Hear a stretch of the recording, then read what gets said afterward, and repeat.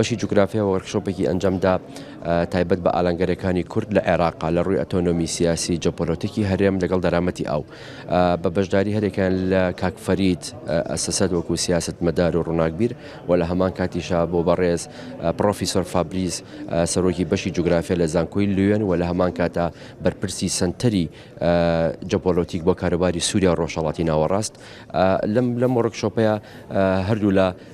وەکو هەماهەنگ بوون لەسەر بابەتەکان بەڵام تشیان خستە سەر ئەو گرفتانەی کە لەم چوارچێوەی ئەم بابەتەوە ڕوبەڕووی کورد دەبێتەوە بەتایبەتی کوردستانی عێراق بەڵام زیاتر باسییان لەوە کرد کە عێراق چۆن نەتوانێت کاکفەرید باسی لەوە کە عێراق چۆن نەتوانێت مەسەرەن لە جەنگاوەرەکانمانەکو ئەندام پەرلەمانەکان چۆن توان لە بەغا شەڕی کورد بکەن شەڕی مافەکان بکەنەوە باسیشان لەوە کرد کە دەرامەتی ئاو چۆن ئەتوانێت کە ئاماژیان بەوەدا کە ئاماژاکەش خۆش ئەتوانم بڵێم زۆر دڵخۆشکەر نەبوو بۆی کە بە تێڕوانینی بەڕێز پرۆفیسۆر فابریز کە باسی لەوە کرد کە لە ئایندەیە هەرێمی کوردستان ڕوبەڕووی قێرانێکی زۆر قورسی دەرامەتی ئاوە بێتەوە.